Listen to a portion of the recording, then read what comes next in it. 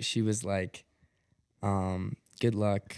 I don't know what your name is yet. Like, have a good race. And I was like, oh, you'll know my name.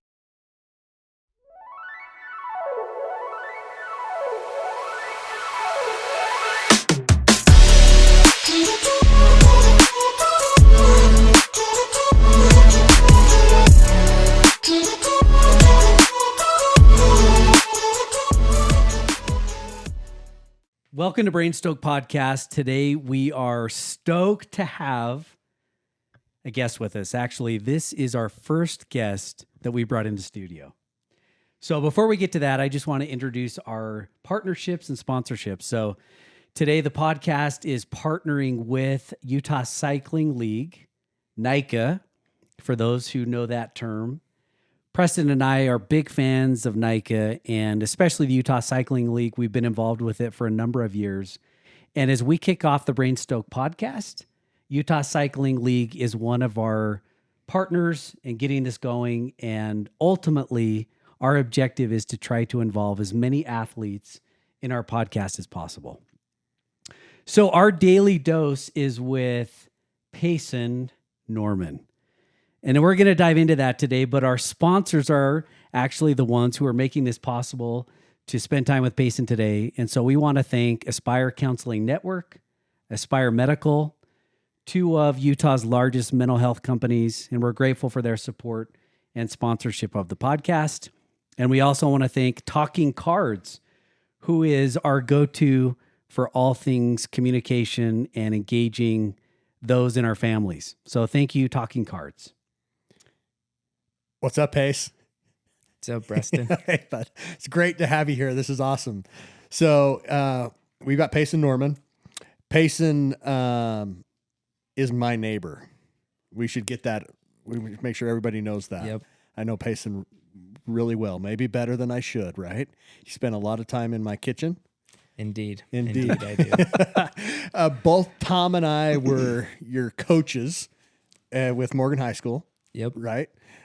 So we've had the opportunity to watch Payson become a bike racer, from riding a 50-pound downhill bike to graduating and becoming a really fast, respected racer. So in terms of some accomplishments for you, you're a senior right now, right? So you graduate this spring, 2023. So in the fall of 2022, you were the Utah Cycling League varsity boys state champion, right? And also in 2022, you were the Cat 4 road race Utah state champ. Yep. Which was a sweet race, and I got to feed and support you on that race, and that was a fun one to chase. Yep. Right? Great time. So between the three of us, Tom and I have watched Payson, I don't know, maybe race 40 races or more. I don't know. We've spent thousands of hours with you on a bike. We have been living through you for years. I mean, that's the bottom line. That is the whole thing. I mean, like pro fat dad racing, and we got like legit bike racer. And it's been amazing because it's happened in our neighborhood with an awesome kid. And so I'm giddy about this. This is super cool for us to have you in today. Yeah. So excited. Yeah. It's been a blast for sure. So. Right on. So you just came back from Targhee, right? Yep. Just got some good skiing. How was the skiing up there? It's pretty good overall. Had a great day yesterday. Got 14 inches. So you did catch snow. A storm. Yeah. Great snow. Is a good time. How's the new Coulter lift? It's good. Yeah. It's an awesome lift. I mean, it's a little funky in the way that it leans forward when you're on it, and the bar is a little weird, but as far as terrain goes, it's a great time. Yeah. You can access a lot more stuff on that ridge down into Bobcat and stuff. So. That's great. So you couldn't like the lay back in your school chair like pose on the lift? It's not like the traditional dream catcher. You're sitting there leaned back with your buddies, throw an arm around a buddy. It's a little bit lean forward for my liking, but I need all those rest hours I can get on the lift for sure. I love it. Charging hard on skis, just like on a bike. Exactly. Right? Hopefully our camera's showing the party in the back. The flow right? The mud flaps and the Yeah. flow in the back, that's your style. So It's my thing. Little laid back. It's got to lost flow it. out of that bike helmet, Yeah, right? Had to bring it back. I love it. I love Targi. Yeah, indeed. Okay, so today we wanna talk about all things Payson. Okay, so should we ready to jump into this? Yeah.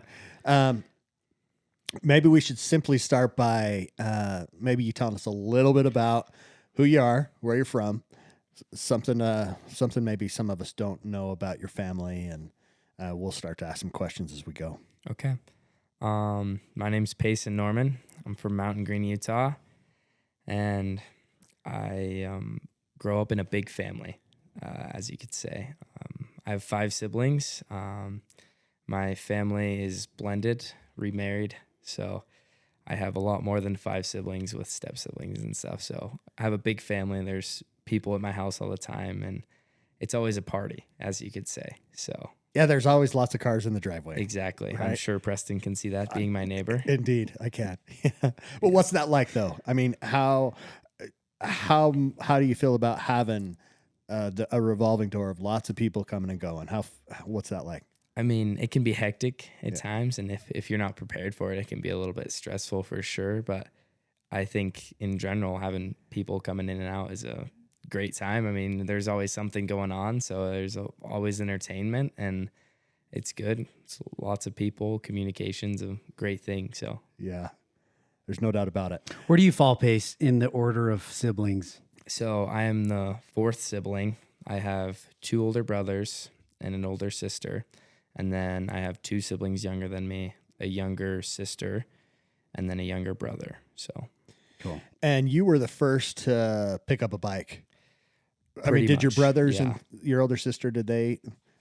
I wouldn't say they really biked. I mean, I was They kind were of football always, players, right? yeah, I think your football brothers players, were football guys. yeah. And so sister was a cheerleader, brothers were football players. So they like to be outdoors and they like to ski and stuff, but they never picked up a bike or really raced a bike. It was just kind of Why a bike for you? from a young age, I just was doing things on a bike. And I mean, my parents would always talk about how I was the first one to hop on a bike or a scooter. And so I think I really took that and just picked it up and just went with it, and just it took me from there. And even as a kid, I mean, I was racing BMX and things like that. So How old were you when you moved from Las Vegas to Mountain Green? I moved from Las Vegas when I was around 9. Okay. So And did you BMX in Vegas? Yeah, I okay. BMX'd in Vegas and stuff like that.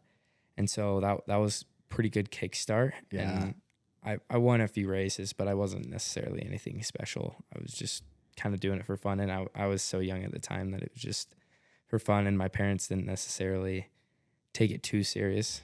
Yeah. So it was just kind of a fun little thing that I would do. And then I moved here, and all of a sudden I'm in a mountain and everyone's riding mountain bikes. So what do you know? I picked up a mountain bike Right. here, and then I guess I just got in the right friend group. I was in the right community, and ever since then I've just been riding bikes. So I'm excited to hear more about, the translation of your style from BMX to mountain bike, but take us back to the BMX years. So, Preston and I both have a story of a memory when we first got on a bike. mm-hmm. So do you remember that day where you first got on a bike, the sensation of like getting on the first bike and hammering pedals? And Yeah, so tell us about that. I do remember that.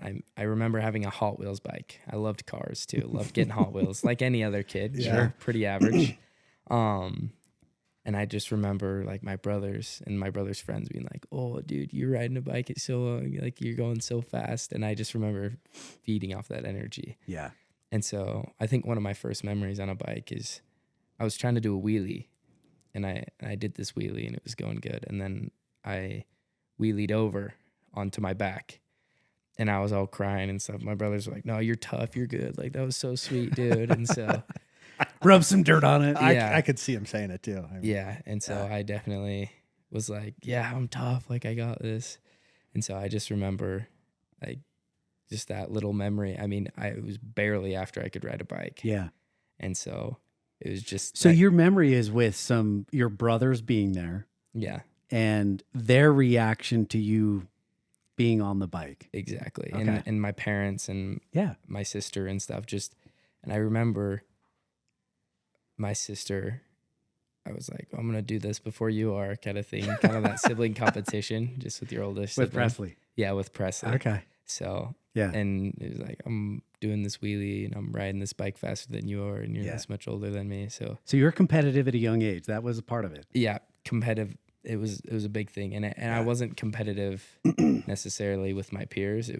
I was competitive with myself to prove myself to my brothers and kind of live up to that expectation that they had of me. So that's a theme. We're going to come back to this, I think, often, because as I think through watching you, over the last few years, something that has stuck out to me about you is, one, you're competitive, but I've noticed that it wasn't like I'm going to ride past guys and I'm going to put it in their face. mm-hmm. It was very much this thing about Payson proving Payson. Yeah. And so I think that that's something we have to kind of shine a little light on as we go here. But one of the things that you commented on was your brothers and your sister. And I've often wondered this because, being around you and seeing, one, that you're a talented biker, but I've always been impressed how you interact with other kids and other adults. And I always get the sense that peer pressure for you is all about positive peer pressure, if that makes sense. Like oftentimes we think, well, peer pressure is always put in the context of like, well, the peer pressure of drugs or whatever. Yeah. And I've always gotten the sense that for you, you've been attracted to positive peer pressure, that you mentioned before, like, well, I got in the right friend group. Mm-hmm. So even from a young age, did your brothers and them kind of positively cheering you on, doing the scary thing, going fast? Like, did you feed off of that positive peer pressure? 100%. Okay. And I can contribute most of my success in these extreme sports to that. Like, okay. I remember when we first moved here, for example, I was skiing with my older brother and he was with that friend group that we were talking about, the right friend group. And they were all really, really good skiers. And he was kind of just like, all right, hang on or we're going to leave you. Keep up. So it became survival and it wasn't necessarily in a bad way. Yeah. But it was okay. I'm going to do this and I'm going to hang on now. Yeah. And so it's kind of just that idea of you can do this and you're tough. Yeah. Not necessarily like putting me down. Yeah. It was like you can do this because you're Payson and this is the kind of thing you do. Sorry, Tom. There's one thing I think I've noticed as we're thinking here is your brothers, your two older brothers and your sister. Well, really all of your siblings. I can't think of a race that they weren't at. Mm-hmm. Like they were at every race. Yeah. Always. Babies in tow, right? Exactly. Always. Pouring rain at Snow Basin. I'm pretty sure there was a baby there. Not even a couple weeks old. Right. That's what I remember. Super young. So, I mean, the fact that family has been so key exactly to the support network probably that you've got. Yeah. Maybe share just a little bit on that. They're just so supportive and I just feel like that support that I've felt from my family is just so huge. I mean, and even if sometimes they can't make it to a certain race or whatever it is, they are always doing their best to show me that they care. And that's how they do that. And so even not in a race circumstance, it's really awesome to have a family that's so tight knit and just loves to be with each other and involved in what you're doing, even if that's not what they do, because my parents went from going to football games to going to bike races. Yep. And it's really cool to see that because now my little sister, she's taken the bike route and now all of a sudden she decided she wanted to start racing bikes. It was her freshman year last year. And so it was super good for her to get out on the bike and it made me feel like I had accomplished something in my family, because I felt like what I was doing had meaning finally, instead of me just racing bikes for me. Yeah, I mean, look, you wanted to be like your older brothers. Mm-hmm. You wanted their love, their recognition, their support, and now your little sister is like, I want to be like Payson, right? And she's now doing the same thing you were doing. Yeah. So and there is a weight with that, but in general, it's a super awesome thing to have, and it's super cool to see my influence go into them, and they start to love the things that I love, and I think that's nothing but good. Yeah, sweet. So if you don't mind, I want to double click on something that you mentioned there and kind of go back, because you talked about family, and we've witnessed it. We've been at the races. We've seen the interactions. We've kind of gone through the experiences and the events, kind of watching it occur. And I've always been so impressed too with your family support. So where does it come from? Because you talked about a split family, which, even the split family has all been there. And so tell us a little bit about your parents and their philosophy about that, because they're there. Yeah. So as you guys know, I have a split family, and merging families is a very difficult thing. Yeah. And I think one thing that's been very prevalent is no matter if we're in a little fight or what it is, it's all out of love and support. Yeah. And so I think, and I think something that created that was my family, like my mom or dad would go to my first race, and I don't think really any of my siblings were there. And then they were like talking about the energy at the race and how it was so fun and how it was very involved, because you can literally run around in the course and stuff. And so it's not like your typical football game where you're just sitting in the audience watching. You're physically involved in. Totally. I mean, the equivalent would be your parents like out on the 50-yard line while the game's going on. They're running right next to you. Yeah, they get to go in the feed zone now. They get to hand you your water bottle. And I think my siblings just kind of it's new. Cycling is fairly new to them, because we came from Las Vegas, and it wasn't very huge to mountain bike there, or necessarily road bike. So, and I think they just fed off the energy at the race, and they were going to support me. And I think one thing that my parents have really taught us as a family, and my siblings and stuff, they're very good at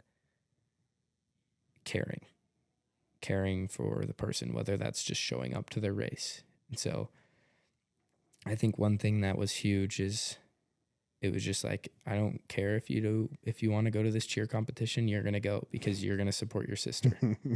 And so even if my brother doesn't want to bring his, or my brother's wife doesn't want to bring their, I don't even know how many week-old baby, they're going to bring it, because it's just something that was instated in us from a young age from my parents. Family first, right? Yeah.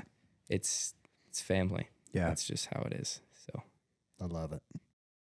I would definitely say there's plenty of things that have affected my mindset in biking from my family. I mean, it's everything you're taught is from your parents. I mean, the way I am is I have nothing to thank because of my parents. So, and I think a big thing with them changing my mindset and kind of not necessarily creating my mindset, but helping me become who I am, is the idea that anything that you want to do, you can go do. So my freshman year, I was playing football, and all of my good friends at the time were on the bike team, and I had always wanted to do the bike team. And I had to make this decision of, do you want to bike, or do you want to race bikes? Or do you want to bike, or do you want to play football? Yeah. And I was like, Mom, Dad, I don't know what to do. And my mom was just like, it's whatever you want to do. I know you want to be like your brothers, but I think you're bigger than this, and you need to go do something different, because that suits you better. And not necessarily that playing football was bad for me or anything, and I loved it. I had a great time, but I think that's what I needed to hear. And I know maybe that was hard for them to say because they might have wanted me to play football and not have to get all this expensive bike stuff and switch last minute. But I quit then and there, and then started racing bikes that year. Were you afraid you were going to disappoint somebody by not playing football? Yeah, of course. My brothers. Your brothers. I was so worried about their opinion, and my my brother Brennan, he's the second born brother. He was very good. He's a very accomplished football player, and I think in the town that we live in of Morgan, football is a huge thing. Yeah. And so, and I felt like I needed to prove to Morgan and to my brother that I can play football and I can be a star in football. And so I was, of course I was worried. Yeah. And I'm sure that was hard for my brother a little bit because he wanted to see me succeed how he succeeded, but he took it so much better than I thought he would. And like I was saying before, that support was immediately there. It's like, dude, that's so sweet that you're racing bikes. Like, he is probably one of the biggest supporters I know of what I do, and from the beginning. And so I think that was super cool. And that idea of, like you were saying, the mindset, it was this mindset of, I'm going to do this and I'm going to have a fun time doing it. Yeah. And I'm kind of the first guy to do it in my family. And so I'm going to just give it my all and see where it takes me. And so, where did that come from? I'm going to keep like double clicking, but there's something in that mindset that, you know, your parents helped all of your mindset, or something happened in your development where you and your brothers, and I know your sister, and she's an incredible woman, and in her own right, I think that she's doing and accomplishing incredible things too. Exactly. So, you know, you put the first 4 people in your family up, and this is a group of people where accomplishment is in your DNA. So what was it? I mean, did your parents all sit you down and you were like, you better accomplish this? I don't think, because they don't appear that way. No. They feel like they truly are, you know, all about love and lift. Exactly. So how did it happen? How did you guys desire? I feel like a lot of it was, you do whatever you want to do, and whatever you want to do, you're going to put all your effort into it. Yeah. And I feel like a lot of times we see, especially in the cycling community with young kids, we see parents, fathers pushing their kids to be something, you know, and I never felt that from my parents. It was kind of, we want you to succeed and we want you to have fun. And I think a lot of that with my siblings and stuff, I think that desire to succeed comes from my parents not pushing us too hard, if that makes sense. And they're always like, we want you to succeed and we want you to do good, but we want you to feel good about how you do. And I think that feeling of yourself doing good, it makes you want more. And so especially looking at my first older siblings, how they succeeded and how it was like embedded into their DNA, like you were saying, is they were obsessed with the idea of personal success. Yeah. Like, they didn't really care what anybody else thought. They wanted to do it for them. And I think that comes from my mom and my dad a lot, because they come from not very wealthy people, or not very wealthy families, and they kind of grew up struggling and stuff like that. So, and they didn't grow up in the best families necessarily. So their idea of success was us, and being able to give us the community and give us the things that we want to be happy. Yeah. And so I think a lot of that was my parents working so hard to give us the life we have made us want to succeed, not necessarily for them, but for ourselves, because we knew our parents gave us this opportunity that if they didn't work so hard for it, wouldn't have been there. Yeah. I'm like, what the? Now we're getting somewhere with Payson. Not that we weren't, but we're now starting to understand, right? Laying the foundation for ultimately what became this insane work ethic and commitment, that drove this incredible amount of cycling volume and training and all those things. But if you think about, your parents, it seems like you saw them work hard. They didn't necessarily ram it down your throat like, we're working and providing these things and you better not waste it. And talk a little bit more about that, just those interactions, even if you may remember one or two things that your parents said to you over the years that stick out about, their mantra that stuck with you. Is there a memory there? Yeah, I think just when I was a kid, I mean, when we first moved here, they didn't necessarily ever shove anything down our throat, but I just knew inside that my parents were doing everything they could in order to provide like stability and help us feel the things that we wanted to do. Yeah. And so I feel like a good circumstance of that is like buying bikes. My parents were like, we don't want to spend 10 grand on a bike. I mean, and that's very normal. I'm sure plenty of people run into that issue, but there also is a lot of people in the cycling community. It's a wealthy community. So people are willing to spend 10 grand on a bike for their kid. And I think that's awesome. That's great. But I also think like that my parents being like, if you want this, you're going to have to help go get it.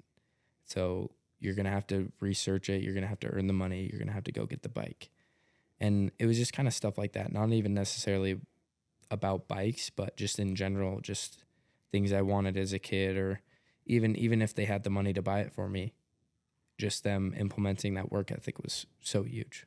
Yeah. So. And ultimately, it seems like that was a mindset that you embraced, in terms of, if this is to be, it's up to me. I'm gonna have to figure this out. Yeah. I mean, being a coach in cycling and mountain biking for a number of years, a lot of the parents, they didn't even know what they don't know, and I appreciated that. I mean, my son chose lacrosse. My youngest son, and the day that he chose it, it was like, I have no idea where to even start. Are those lacrosse sticks? Are they the same as hockey? Like, I don't, what I mean? And so I appreciated that about your parents, that your parents were so willing to, even though they wanted you to figure it out and work for it and do it. I loved seeing your parents show up to a sport that was totally foreign to them. Yeah. And just be like, hey, if it matters to Payson, it matters to us. We're Exactly. in, so take us back, if you don't mind. Take us back to that first bike where you're like, okay, I'm doing this. No more football. So where did the first bike, process begin? So I had pretty much always been interested in bikes ever since I moved here, mountain bikes especially. And so, are you a gearhead? Yeah, I would say I'm a gearhead for sure. I love things. I love skis. I love bikes. I love little parts on them. I love stuff like that. And so, and being in that friend group, like you were talking about, I was like, I knew what I want, and even if my parents didn't necessarily understand what exactly that was, or why is this bike $5,000? What's different from this than the one that's $1,500? And so, I knew what I wanted, and so I was like, I want this bike. And they're like, okay, get the money. Like, let's go get this bike then. Like, they weren't like, no, we're not going to let you go buy this bike. Why is it so expensive? And it was me doing the research. And so even now, it's a lot of it like, okay, I need this for this reason. And they're like, okay, well, it makes sense. So do it, I guess. And so that's super cool. And I think when I decided, I'd always been buying and selling bikes from a young age. Like, I sold my first bike for like $300, and it was like just a dumb little like giant hardtail, and I had like togs on it, and I thought it was the coolest thing ever. And you guys know all about those. So, and ever since then, I'd sell a bike, And the time that I was riding that bike, I was earning money. And so I would put the money that I got while I was riding that bike plus the bike and buy a nicer bike. And then when I had the bike, I would oftentimes have to upgrade stuff because I would break stuff. I say I upgrade it because I just like to upgrade it, but I break stuff. And Having you guys been know his all about coaches, by the way, dude could destroy stuff. How many drivetrains have you been through? I can't even count. plenty. It's all about the power, bro. Wheels, Watts for days. more wheels than I know of. Yeah. Okay, so when did you embrace spandex? Because it seemed like you were a baggy guy for quite a while. I was a baggy guy probably till sophomore year. Okay. Even sophomore year, I was still kind of a pretty sure baggy you guy. were, yeah. So one of my first bikes, after like a couple bikes in, I got kind of like a cross country bike, and it wasn't really what I was looking for at the time, but it was kind of a good deal. And I was like, all right, whatever. I got it. I was like, no, this is not for me. Went straight to an enduro bike, bought a couple more enduro bikes, just buying and selling bikes the whole time. Up until football, when I quit. And then I was like, well, I'm racing cross country now, but I have an enduro / downhill bike with 170 millimeters of travel, and it's really heavy. And so I was like, all right, well, I'm just going to race it. I'll tough it out. Like I need to prove to everyone and myself that I can still be fast on this heavy bike. And that almost became a mindset, and that was almost the death of me, because then the next year I kept buying and selling bikes, and I got a Yeti. Yeah, the Yeti. And it was more cross-country-ish, but it was still beefy. It was probably right around 30 pounds. Yeah, it still had And some this big was your tires. junior year? No, this is my sophomore year when Sophomore, I got the Yeti. okay. So Yeah. I got the Yeti sophomore year, rode the Yeti sophomore year, and I was like, man, I really, like, secretly inside of me, I was wishing it wasn't a Yeti, and it wasn't heavy. But I was like, you know what? I'm going to prove to everyone and prove to myself that I can perform on this bike. And I think something inside of me was like, I need to be able to succeed on this bike, because that nicer cross-country made bike is not going to help me if I can't do good on this bike. And whether that was my own success and stuff, I just knew that's what I wanted. And I knew I wanted to be able to do it all, because I wanted to go ride the enchilada and then go race a cross-country race on the same bike.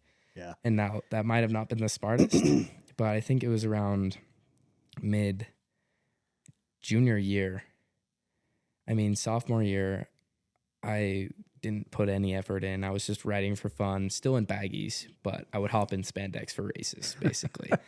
But I think it's So junior 4 times year. a year. Junior year is when I fully embraced spandex, thanks to his son. So Mitt talked you in? yeah, so Okay. and this wasn't very slow. It was a really, really quick transition. So my Yeti, I had kept upgrading it. As you know, I upgrade bikes because I break things. Got a bunch of lighter components, kind of more skinnier race wheels. I got NV M25s, which is very different from an enduro wheel. And I got NV bars and a bunch of more racy parts on it. So it was a little more cross-country setup. And I kept crashing. Preston knows. Payson Beasley. Mm-hmm. And then the week before that, we were on a trail ride with the team, slid out, whole hip, arm, completely road rashed. And then a week later in the race, went over the bars, chunk out of my hand, finishing all bloody because the rest of the cuts had opened up again. And I was like, I don't know if I'm ready for a cross-country style bike. I can't even ride this basically like trail bike with cross-country parts on it. How am I going to be able to ride an aggressive cross-country bike and ride it fast? Yeah. And so I was just like, I've ridden enduro bikes. I'm used to hitting jumps, not going fast. And I think a little bit riding road bikes. I got into riding road bikes a little bit later, and I was like, I always had this negative stigmatism over road bikes. I was like, road bikes are so dumb. Like, why would you ride on the side of a road? Like, it's so boring and you're in spandex and stuff. But I learned to love it because you travel so fast. You can see so many beautiful sights. And another thing about traveling fast is you get a lot of miles. And I was loving that idea because I was like, that's just free miles. Why would I not do that? Yeah. And it was just a good time. You could talk. It's a lot like more nonchalant than a mountain bike ride, to where you're not like in trees and you're not riding single track. Like, you can sit side by side and talk. And so I think I kind of like went off that idea, and it's a big adventure as well. I love adventures. And so that's kind of why I got into road biking. But I think all of that together, getting into road biking, racing cross country more and more and more, I was like, I've proved to myself that I can ride a cross country bike. I mean, if I can get on a road bike with these skinny tires, why wouldn't I be able to get on a cross country bike? And so sold the Yeti, got myself an Orbea, and it was a whole world of difference. Yeah. So as you're sharing here, I'm thinking about, I remember your first race you must have been a junior, I guess. Mm-hmm. Would that have been at Beaver Mountain? Yes. I can't Yeah. remember. Was Yeah, that no, a Beaver? that's correct. And I had you in JVA, Yeah. right? And Mm-hmm. there's a confidence with Payson that I don't know if we've seen in another racer.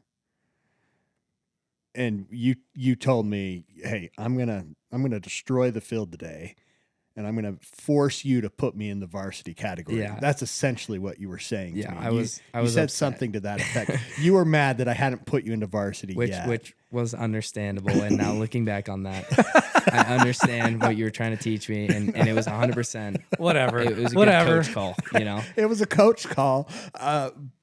But anyway, where does that confidence come from?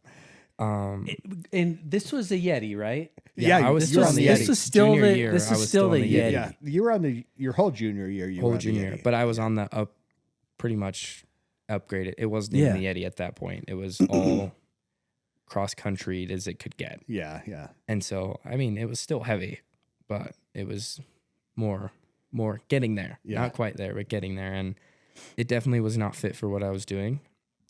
But I was just like, well, I can do good on this bike. Like, I don't know what everyone's talking about. I get this $10,000 Scott Spark and it makes me so much faster. I was like, I can be fast on this. And that I was just trying to show everyone that no matter what you have, and it's enough. Like, you can do it on that, you know, and no matter how much money you have or how much time you want to put into something, what you have is enough. Like, because I just wanted to prove that I could do it myself with what I had.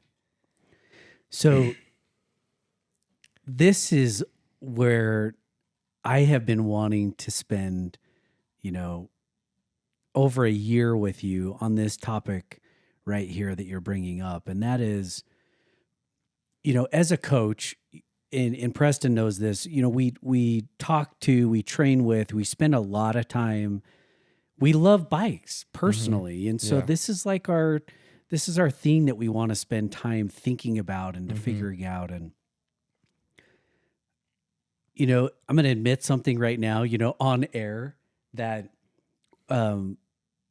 you actually proved me wrong. And I never said it out loud, but when I saw you as a junior racing your bike, I thought to myself, here's a guy who probably wants to throw some sweet tricks in the middle of the race on his bike, do some awesome jumps. I kind of viewed it as that you wanted to be seen as kind of cool. And I was totally proven wrong by you at the time. And as you continued in your senior year, not that I'm some expert, I just kind of perceived that you were interested in kind of looking the part. And what I've learned from you over and over and over is this very thing, which is there's something in you. You have a chip on your shoulder. Yeah, you took the words out of my mouth. Yeah. And I love this. This is my favorite Payson quality because deep, dark places that I don't talk about very often. I draw more from the chips on my shoulder in life to propel me forward Exactly. than I do anything else. And so where did you get it? Where did you get the chip? I know that there's confidence, but the confidence ultimately came, in my opinion, from the chip that propelled you forward, that allowed you to do the work, and the work gave you the confidence to do and become who you are. So what's the chip, bro? And Talk you're about exactly the right. chip. There definitely is a chip. And Where did I it come get from? angry. I think a lot of it comes from, I mean, as a kid, I was a little bit chippy and sassy, you could say. But I think a lot of it comes from kind of in that stage of wanting to prove myself. And then when my parents got divorced, they got divorced in, I think, 2017, 2018. I was angry because I couldn't control it. And so and always growing up, I would get angry about the things I couldn't control because I wanted to control them. And I think that's one of the things going in at Beaver. I couldn't control me not being in varsity, even though I thought I had put in what was the work that was needed. And he probably didn't think that, which was because from what he saw of me, it's true. Like if I would go back and look at it, I would be like, of course, like why would we put him in varsity? Like it doesn't look like he's put in the work, and he still wants to look cool on his Yeti in his baggies. So, and I take things like that personal. And so I was like, you know what? I'm gonna prove it. And I think that's been a huge thing in my life. Like I can't control what other people are gonna do, but I can control what I can do to prove them otherwise. And so I think that's what a lot of the chip on my shoulder comes from. And that then makes that confidence, because I was like, all right, well, I'm not going to be in varsity, but I'm going to prove to Preston, my coach, that I belong in varsity. Yeah. And so that fueled me. And Is that the strongest emotion? Like when you really think deep down inside of you, is proving other people wrong, is that a stronger feeling inside you than even winning?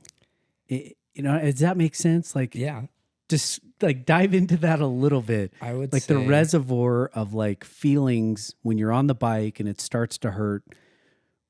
Where do you go to for the reservoir of like, yeah, I'm going to own this? Experiences. Like, I don't know, for example, when I'm on my bike, I'm not just riding my bike. I'm working out what I'm going through. Like all of my emotions that I can't control and stuff, I am pulling from that. Everything that I can't control, every argument that I'm in, every relationship that's not going how I want it to go, that is what fuels me.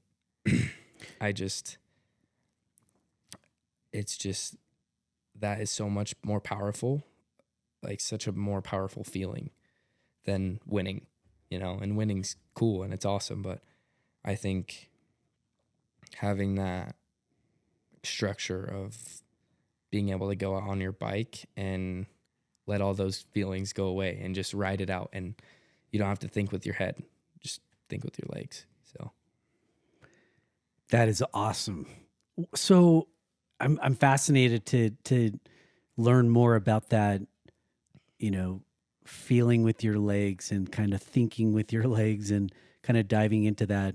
You're describing moving through the emotions, exactly. That you feel in your life. So when did you start to, I don't even know if the right word is operationalize, but when did you start to tap into emotions and use them for good? Like even if they were a negative emotion, you talked in our relationship, but when did you start to cue in of, hey, I can use this emotion, that doesn't feel good to propel me forward to do something good with it? I mean, I think I've done that from a young age, but I think my junior year is when I really, like, that winter is when I really started doing that.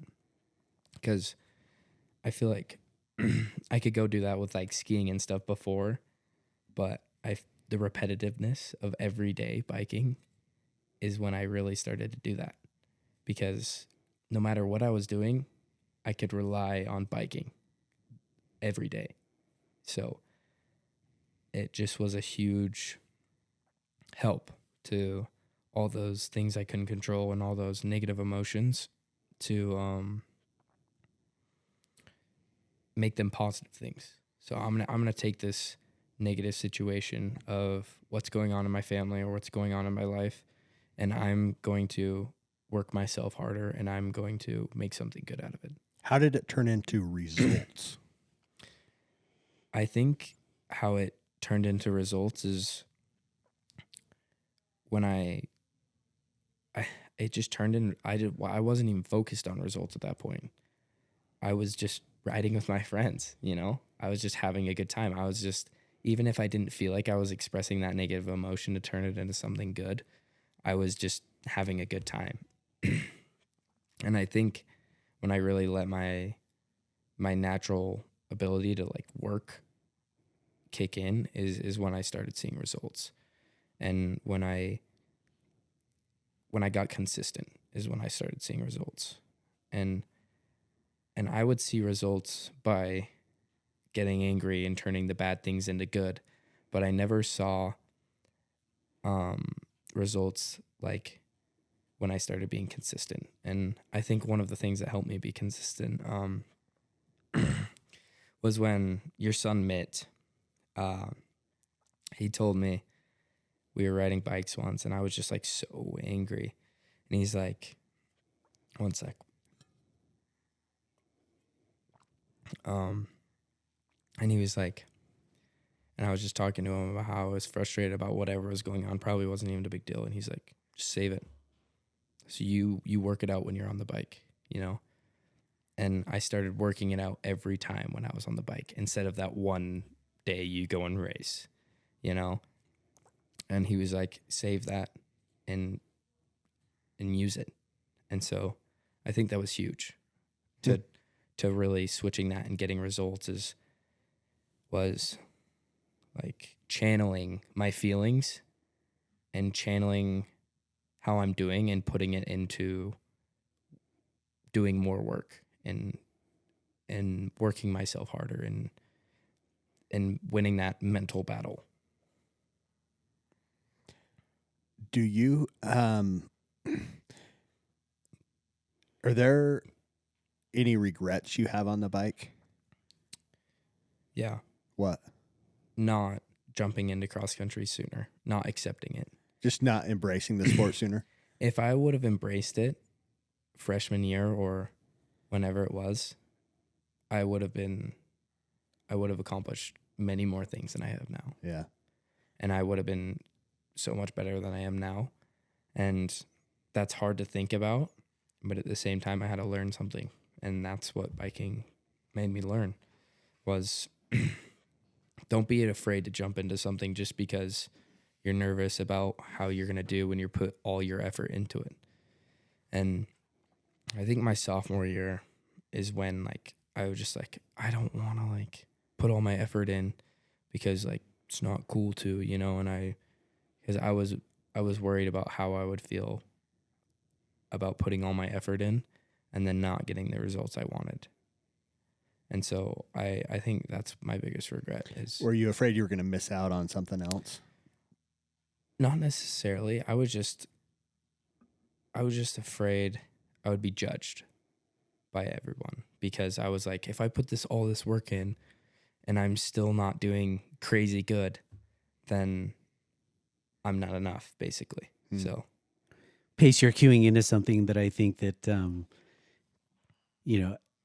every human on the planet goes through this fear that if they do their absolute best, if they go as hard as they can, and if their absolute best effort doesn't equate to something awesome, that they would rather just not do it at all than to do it hard and be disappointed. And so the fear of failure. Yeah, a fear of failure, or, does my best stack up? Or, it maybe even a more raw way to say it is,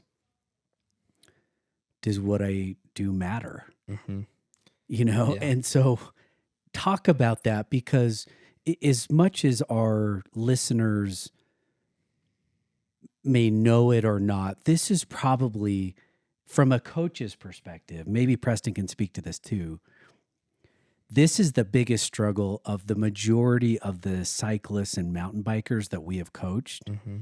They're much more apt to say something like, well, it's not cool to work hard, or Exactly. to embrace it.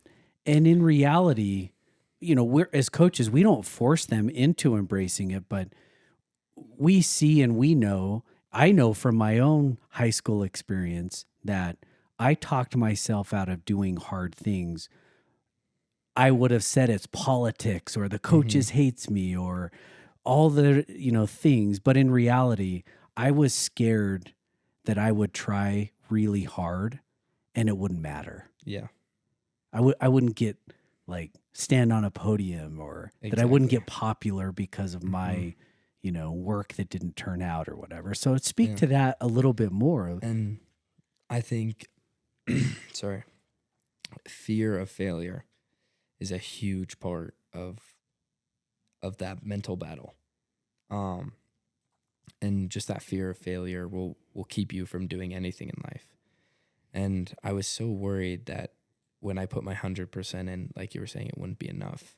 And as I started to actually put that 100% of my effort in, I realized nobody cares. Nobody cares if you're putting all your effort in. They're not going to judge you. It's you judging yourself. And so it was just so awesome for me to finally get that clarification that if I'm putting my 100% effort in, I'm doing it for me, and I'm going to feel good about how I'm doing. So whether that's on the podium or not, like if I set a goal and I did that, that was a huge win for me, whether anybody even knows what that goal was. And so I really do think the fear of failure makes or breaks the greatest people in all of cycling. And it's just that battle with yourself, that if you put in all your effort, you're not going to be proud of how you're doing. But as you put in all your effort, I can make this promise that no matter what you're doing, if you put in all your effort, you are going to be more than happy with your results, your personal results.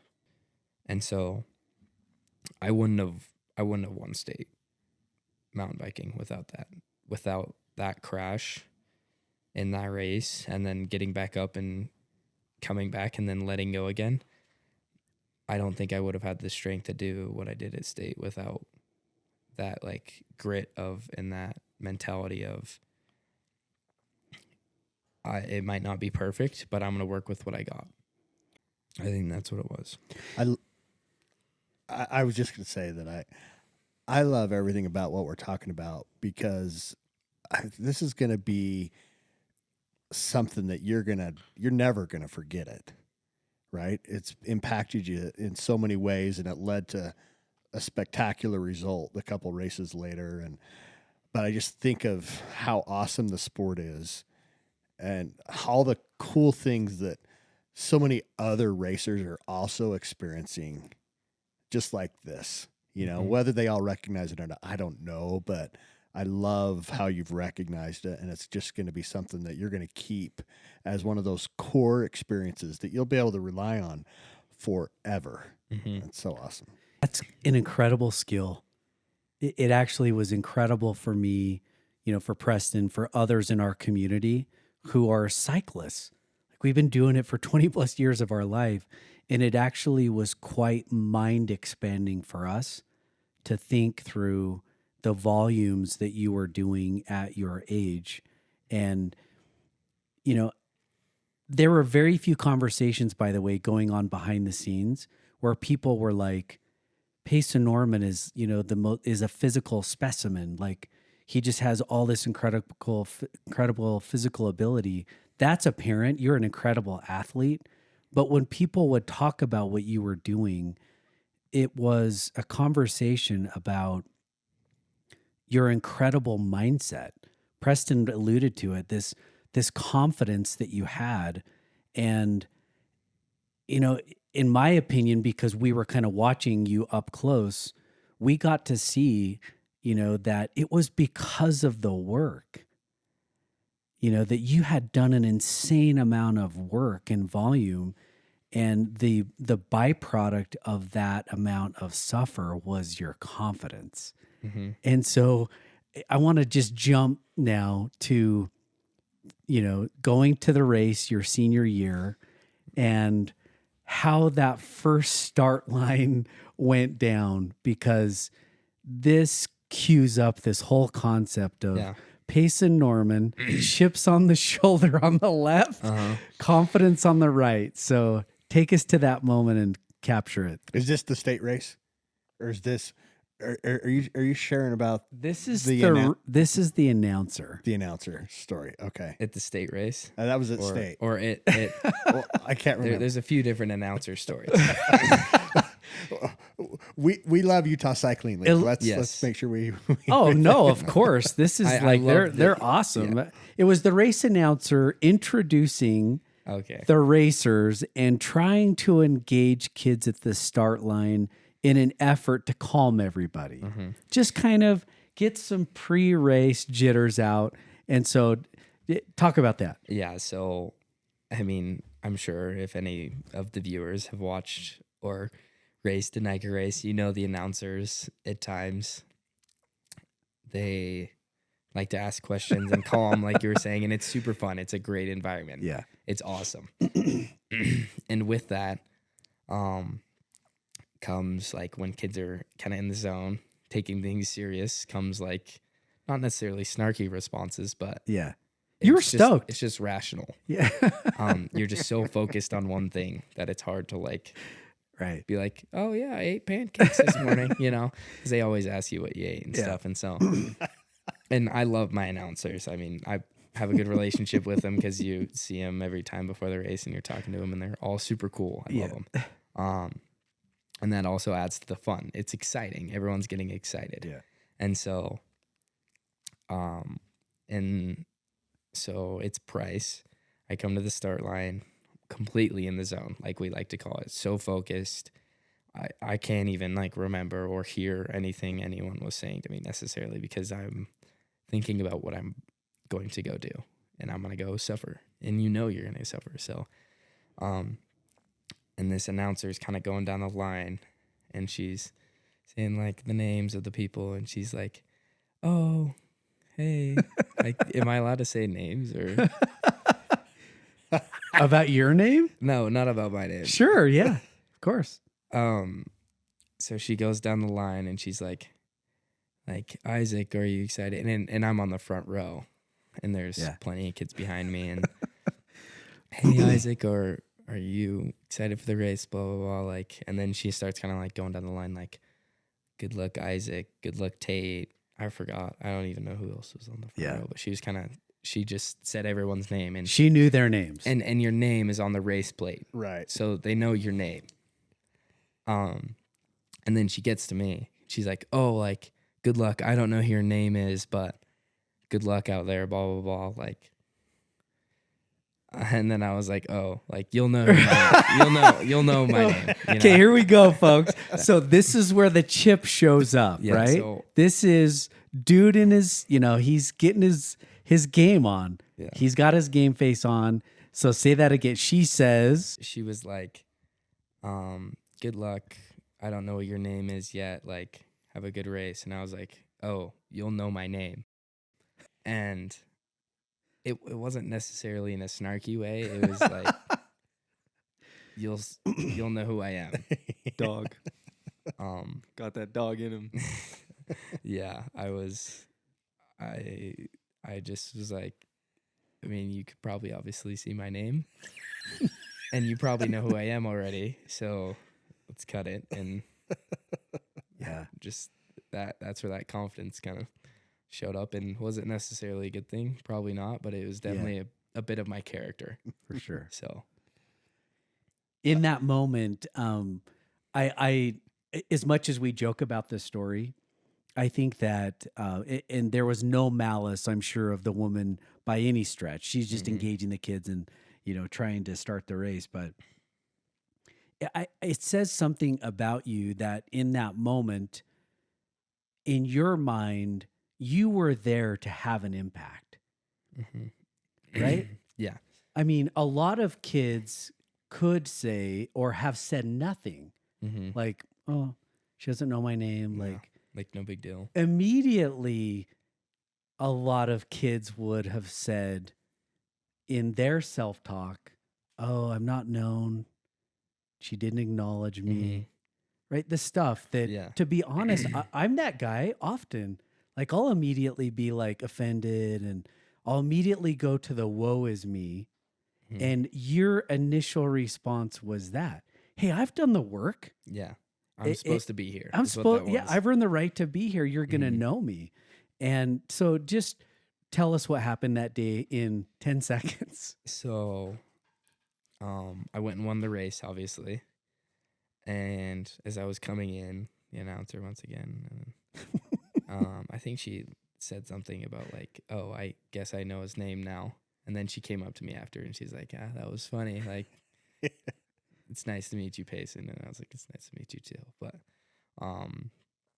yeah, I went out there. I won the race by a couple minutes, I think. Yeah. And I knew what I was out there to do, and I did it. Yeah. And so I would just say in summary, the rest of the season, everybody knew Payson Norman. Indeed. It was quite the season. And so let's fast forward, if it's okay, and jump right to the state championship. So talk a little bit about, the run up.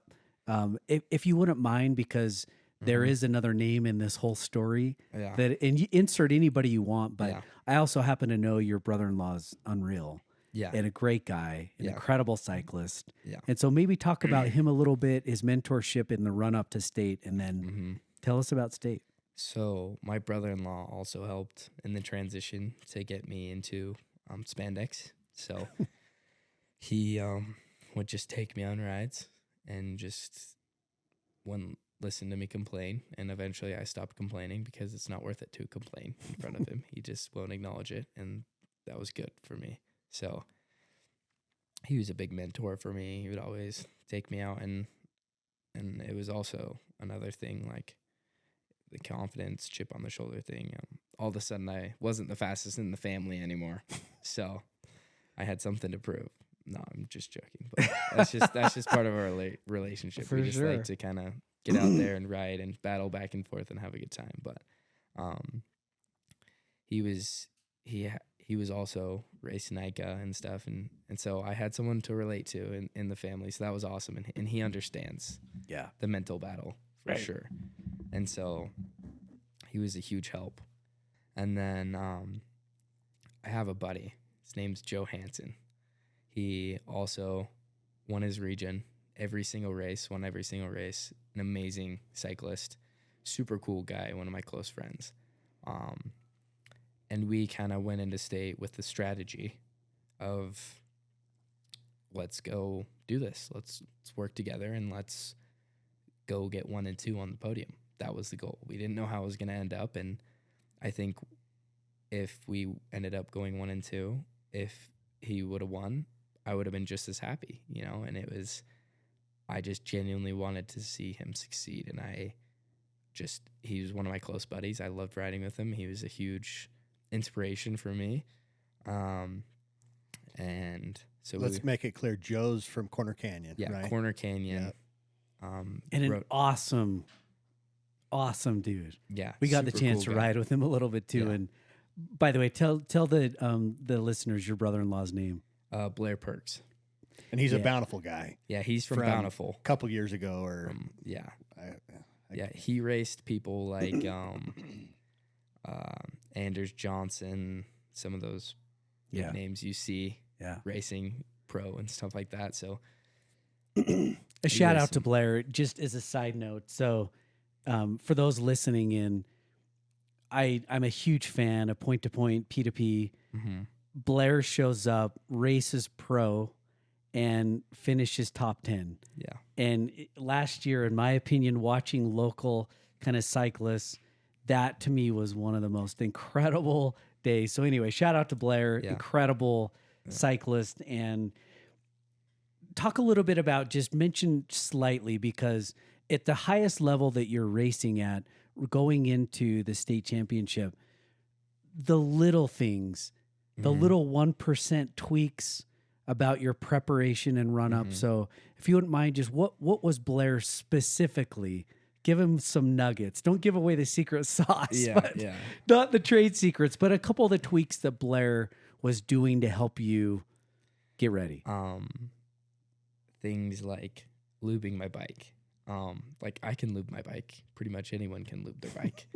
But every race, he was super concerned on what lube I was using and who, like, and when my bike was lubed and if it was clean and all that. And so he would lube my bike in his own special way he had a bunch of different kinds of lubes, and he would choose the lube and for the race and make sure it was all perfect. And that was some of the secret sauce. And the things you're describing, Payson, it's kind of interesting because I think oftentimes racers or other racers who are not doing it at your level, they think that the preparation is all about speed and maybe like the offense, like how hard I'm going to go. Yeah. But what you just described to me in the secrets are a bunch of defensive things, things that could go wrong that you try to remove before you go in, if that makes sense. Like, I think a lot of racers feel like, well, the chain lube is what's going to make me go fast versus chain lube is all about not dropping the chain. Exactly. Nutrition is not necessarily going to make you faster. It's going to make sure that the tank doesn't get empty and you bonk. Yeah. So talk a little bit about that offensive strategy versus defensive strategy. Yeah. And defensive strategy is a lot of peace of mind. Like Preston was saying, it's a big help to make sure your bike is mechanically sound before a race. And so, and then some other defensive strategies that I would say I used was time, thinking of what I'm going to do when, like eating and what I'm eating. I would eat the same food every race. It's SIS. It's smooth, so it goes down really good. Like I can drink it pretty good. And I would drink it in the same spot every single lap. And that ensured that I was getting the proper amount of calories at the right time. And that was just super big because I knew mentally at that point, I was like, okay, there's no possible way I can physically bonk because I'm consuming this here. And so that was a huge strategy that I used. And that's such a mental help, knowing that physically you're going to be okay because you have the supplements that you need to win. And like before the race, eating pretty much the same thing, just simple, just keeping it the same. Like, what do you eat before you eat on a big ride? Eat that before a race. Don't do anything special. Just keep it normal. Just as normal as it can be is the key to like prepping for a big race. Like for state, I didn't do anything special. I just had pretty much the same stuff in my bottles, ate the same thing before. And I think that like repetition builds confidence because you're like, that worked that race, it'll work this race. So yeah. What about, tell us a little bit about the actual race and some of if there were tactics involved, or if you felt or noticed some things happen, or when did it separate and become the specific group, et cetera? So state was by far the craziest race of the year, and anyone can agree with that. And it's usually always that way. If anyone, I'm sure everyone knows how NICA state goes. There's so many people. It's always chaotic. There's always crashes. Throw in 20-mile-an-hour gusts. Yeah. Right. So state comes and we're all you're kind of nervous, and then there's a delay, which kind of throws a chip in things, and you're kind of like, okay, I basically warmed up for no reason. And then the race starts, and we're 7 wide for how many know, like who knows how many rows back. So if someone crashes, there's an issue. And the unthinkable happens, and the wind was so bad that I don't think the people realized behind us that they were in a draft. And so they all tried to come around us and pass us. And then they realized how bad the wind was, so they started to suck in. And when that happened, all the leaders got squoze, and the road at the same time that this was happening was turning, and the road was getting more narrow. And I'm pretty sure every single leader crashed. And then I think the farthest up any of the leaders were in like 35th or something like that. So we were all way back. So I got up quick. I recovered. I hopped on my bike, obviously, and started working my way through the field. And I was panicked. I was really panicked because I'm looking up and there's no leaders in front of me. And it's just like a line of just endless kids. And I'm like, how am I going to pass these people? Like, one of us in these leaders' jerseys were supposed to win this race, and now some of us aren't even in the race.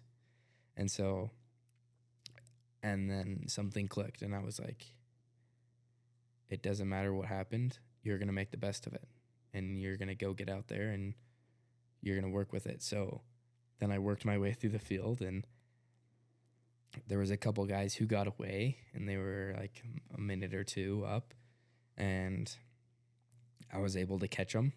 And then after I caught them, I had to be careful not to waste energy because, like we were saying, there was those huge wind gusts, and the wind gust is what caused that first wreck. And so I knew they were dangerous because they blew 20 of us over into each other. So, and then after that, it was just once I was in that group, which was very hectic to get to because a lot of people were reluctant to pass because nobody wants to be passed. And it's difficult to pass on a course like that. So once I got up to that lead group, I knew mentally, I was like, I'm here. I'm back. The race is on. Like, the race just started. Anything that just happened before this doesn't matter. And so it kind of just clicked into fight or flight, and I was there to fight. And I did what I needed to, and I didn't waste energy. And there was a lot of people. Like, I heard people, like, as they were going by me, like, why is he sitting in fourth? Like, what is he doing? Like, blah, blah, blah. And I was like, it's my strategy. Were you cooked at that point? I mean, like you said, you were conserving energy. So, yeah. it had to have taken a ton to close the gap. Yeah, it took a ton of energy. And actually, when I caught, so there was a lead group, and then there was a guy up the field. Like, I was talking about my brother-in-law and how he told me how far the guy was. And so then when I got to that group, I kind of noticed they weren't really going that fast. And I was like, we kind of need to put the pressure on to go catch this kid. And so I was obviously at the highest physical hurt in the race at that time because I had just passed everyone, and that wastes so much energy because you're doing sprints. When did you catch that group of four? At what point? Still in the first lap, it sounds like. I think it was on the second half of the first lap when I caught that group of around, I think it was 3 or 4 people. And they had a little bit of gap on the rest of the field. And then there was a even bigger gap to the person in the lead. So you chased for 5 miles. Yeah. Before you caught him. At least 5 miles. Because what is it, a 7-mile loop? I can't remember. Yeah, something like that. Yeah. So it was on the second half of that lap, and we didn't catch that leader till the beginning of the second lap. And something that saved my race, I think, was he's not going to survive up there on his own. We're going to sit in here and we're going to draft, and us 4 are going to work together to pull this guy back because in these winds, no one's going to survive on their own for long. And I did my fair share of pulling, and I pushed the pace to get it going. But all the guys I were with were super strong guys. And then all of a sudden I see a leader coming for me, and I'm like, oh, the race is getting real. So there was another leader who made it out of the crash. And then I see him, and immediately he comes straight to the front. And I'm like, this is perfect. Because now all I have to do is just let him go and just hang his wheel. And then when he's totally physically destroyed, I can just slip by and get away. And so we ended up catching the guy on that second lap, and then we broke off, and we were in a group of, I think it was 3 or 4. And when he went for it, but he looked back and he saw me on his wheel. And then I just slid right by on, I think it was the second lap, on the end of the second lap going into the half lap. And then I knew at that point the race was a make or break situation, because he was alone and I was alone. And so it's who's willing to push harder alone in this terrible wind gust, sandstorm, can't even see where I'm going half the time. And I just knew, I was like, okay, this is where I give it my all for this last half lap. And so I gave it my all, and I opened the gap, and I was happy to come out with the win after that, because it was just such a shock of events that it was nothing like anyone had ever planned. And it was awesome. It was an amazing race. I love what you just said about getting back up and getting on the bike, and that your mind went to, this is what I'm dealing with, right? Mm-hmm. It is what it is. Yeah, exactly. And now I have a choice. And what's so cool is that your prior moment of like kind of defeating yourself, you recognize that in that moment, and you're like, this is what I'm dealing with, and I'm not going there. I'm going here. I'm going to fight. I'm going to fight for it. That's incredible. Yeah. To be able to use, a quote failure from before to spark your memory to kind of,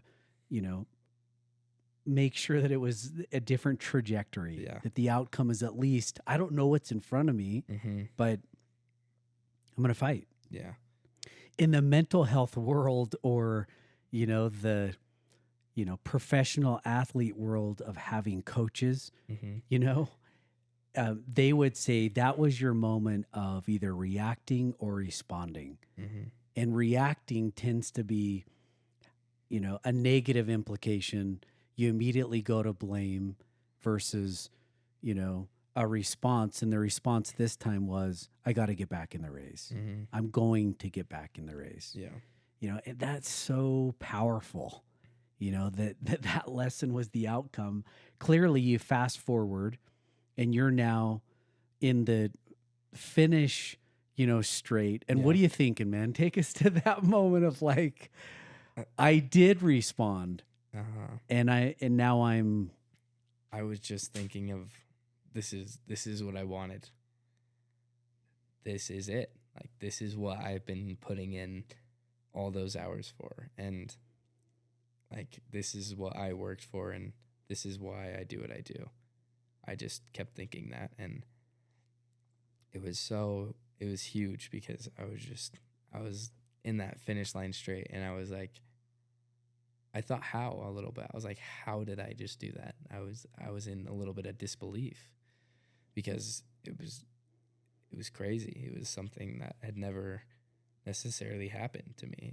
And I've came back from races before, but never like that, because it's just hard to get in that mental, I got this, right after you crash. And it was just like, I was just so grateful for everything I had done up until that moment. And I think I thought about, like, when I was in that finish straight, I thought about like relationships, like the relationships that I made along the way, like my coach, my family, my friends, all those amazing relationships and that I had made.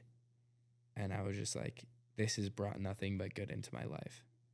And I was happy.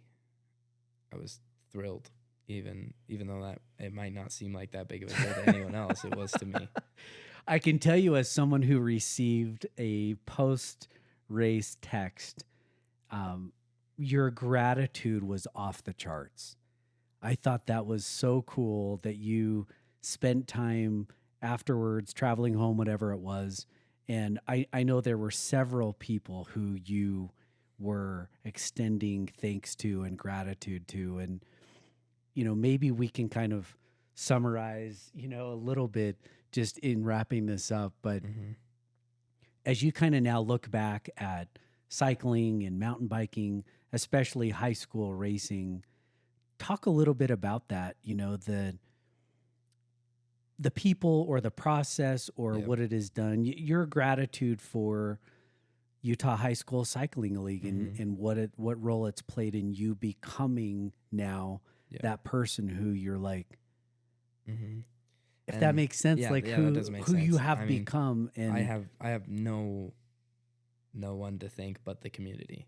Like, the reason I am the way I am and how I've succeeded in not just biking but life and relationships is the community and what it brings. And I think I'm driven by that. And I think just just the community of NICA is so cool because, like you guys were saying, they do a great job of including everyone.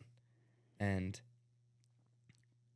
it's just awesome to see. And I'm so grateful for everyone who's helped me get here. And it's not just like I won the race. It's like everyone won the race because you guys helped make me who I am, And I think after the race, I felt that so strongly because I felt like, yes, I'd won the race, but I felt like everyone in my life made me this person. And like a lot of the times, like, you can thank yourself, but you have to thank others because, like, I had no one to thank but you guys and coaches and family members, my mom, my dad, and mechanics. Like, I couldn't have done that on my own, Yeah. And that goes into anything you ever accomplish. You can't do it completely alone. And so I think NICA accentuates that, and it's so awesome just to see the community and teammates and just friends. And there's so many. And after the race, it was just like a party because everyone's just there and they're just having fun. They're just happy to be there.